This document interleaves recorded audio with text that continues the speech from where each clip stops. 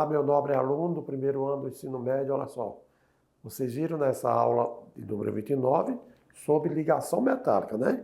E estou aqui para revisar um pouco do que você aprendeu em ligação metálica para garantir o teu sucesso aí na atividade de sala. Vamos dar uma olhadinha na telinha aí, vamos lá então? Olha só o que é que tem aqui na tela, né? Ligação metálica.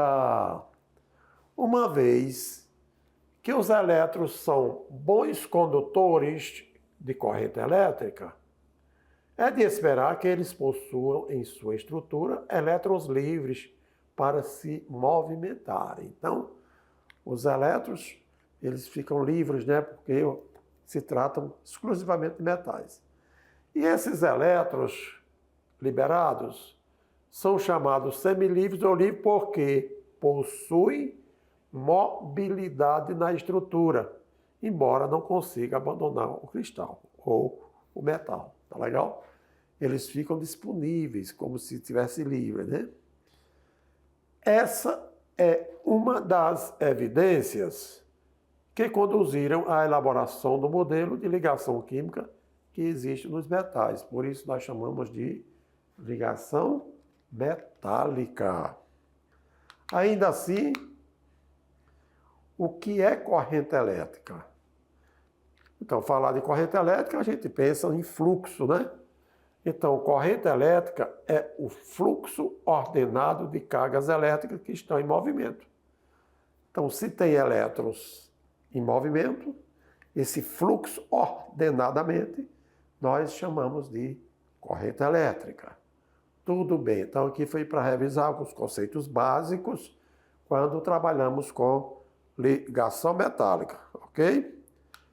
E aí, um esquema para que você possa visualizar bem sobre ligação metálica é que átomos de um elemento metálico que apresenta alta eletropositividade tem tendência de formar cátions. Você viu exatamente a característica dos metais, não é isso? Aqueles que têm 1, 2, 3 elétrons na última camada. Sendo assim, a liberação parcial de elétrons mais externos nos átomos metálicos. Por quê? Eles têm tendência de formar cátions, eles têm tendência de perder elétrons, e a liberação desses elétrons mais externos nos átomos do elemento metálico, porque menos eletronegatividade, mais eletropositividade. Aí, nós temos os cátions que são formados, porém com elétrons livres, né, com elétrons disponíveis, porque ele tende a perder elétrons para ficar estável com a penúltima camada. É isso mesmo? E aí, quando acontece, aquele cátion formado, ele representa substância simples, quer dizer, formada por átomos de um mesmo elemento químico, né? Falar dos metais, é bom aqui revisar alguma de suas propriedades. Os metais, eles são sólidos quando na temperatura ambiente, 35 graus, 30 graus, ok? Mas o mercúrio não. O mercúrio, nessa temperatura ambiente, o mercúrio está no estado líquido. Por isso que nós abordamos sobre a inserção do mercúrio. Em seguida, todos os metais têm alto ponto de fusão, quer dizer, para ele passar para a fase líquida, tem elevada temperatura, né? Apresentam dureza, tenacidade, maleabilidade, que é a propriedade que os metais têm de se transformar em lâmina, ductilidade, que é uma facilidade que os metais têm de transformar-se em fios, condutividade elétrica, você já viu, até por causa dos elétrons disponíveis, não é isso? Os elétrons livres, e solubilidade. Então, com relação a isso, mencionamos aqui algumas das propriedades dos metais, ok? Então, meu aluno, esperando com essa revisão ter colaborado, ok? Com o teu aprendizado sobre ligação metálica, agora você está preparado para ir para a atividade de sala. E aí eu desejo boa sorte para você, lembrando que Ao concluir a atividade de sala, estarei de volta para fazer o comentário de cada questão para você. Valeu? Boa sorte para você e voltaremos já já.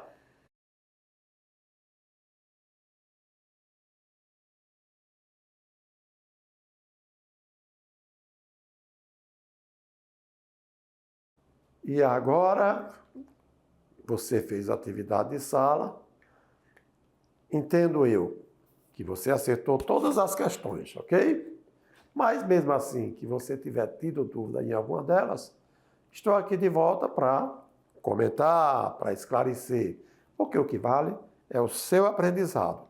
Vamos lá então? Vamos verificar agora? Aqui exatamente, fazendo um comentário, né?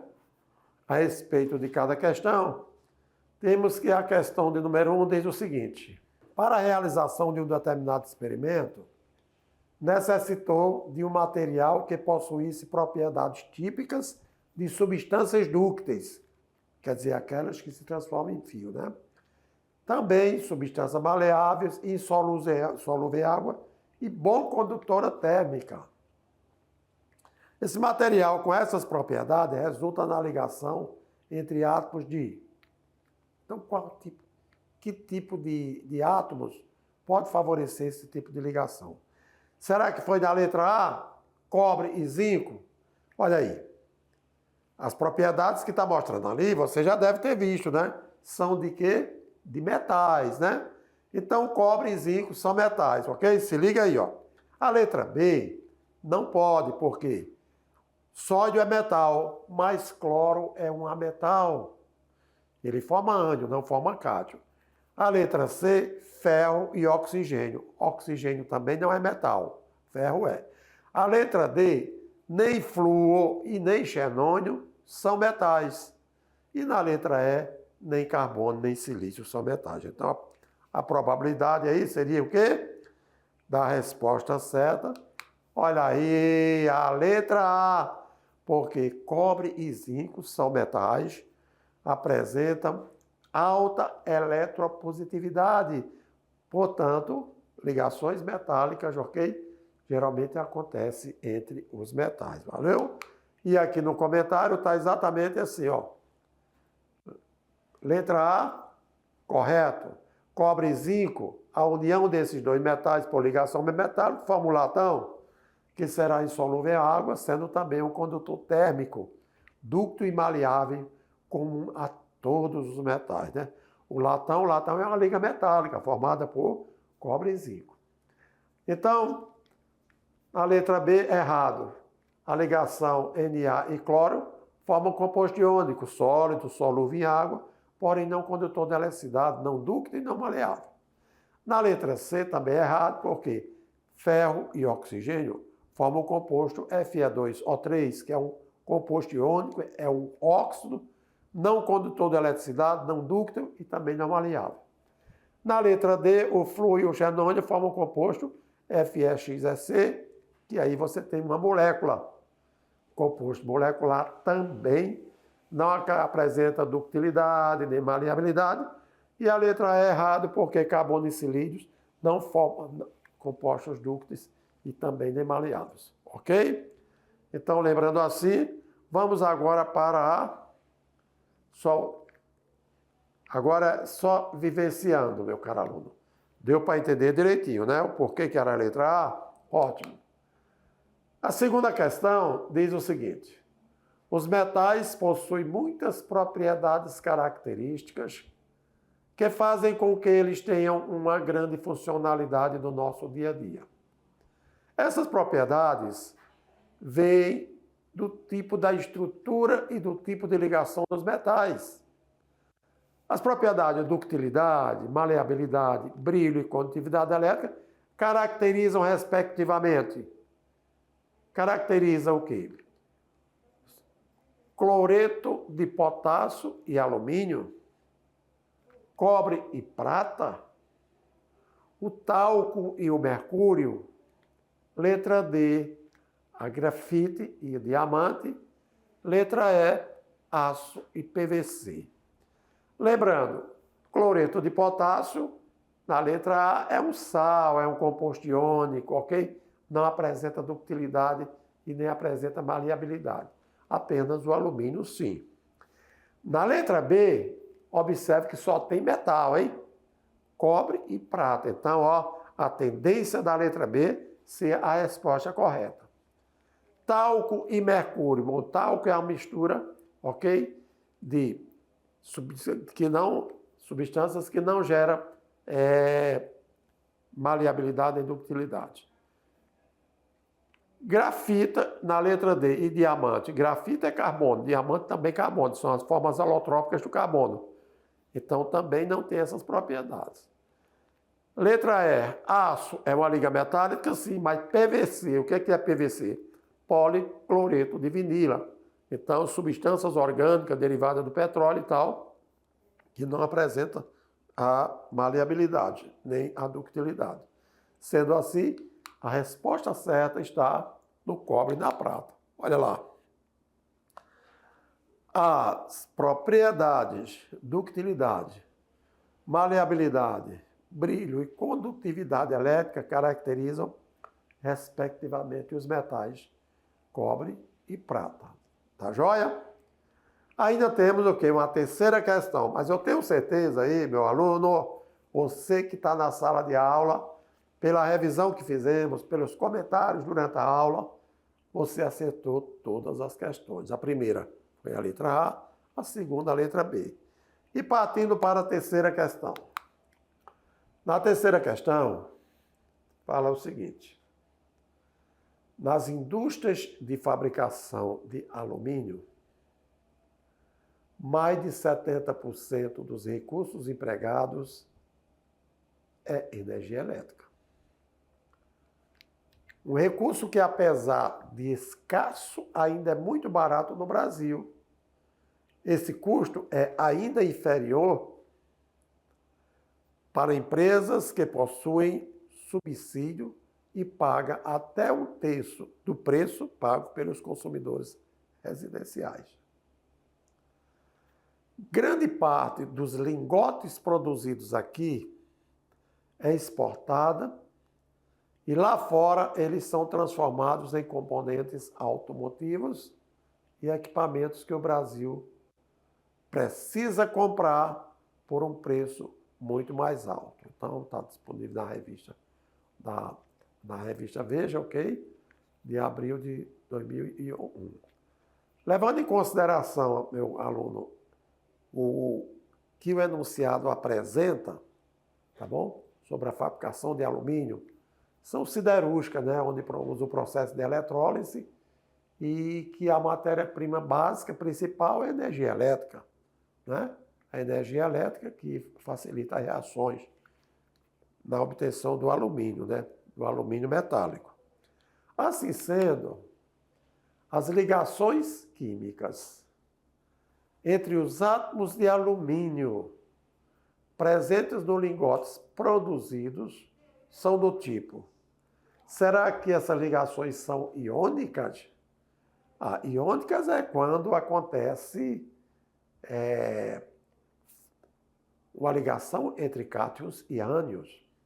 Então, para produzir alumínio, o alumínio, o que é o alumínio mesmo, né?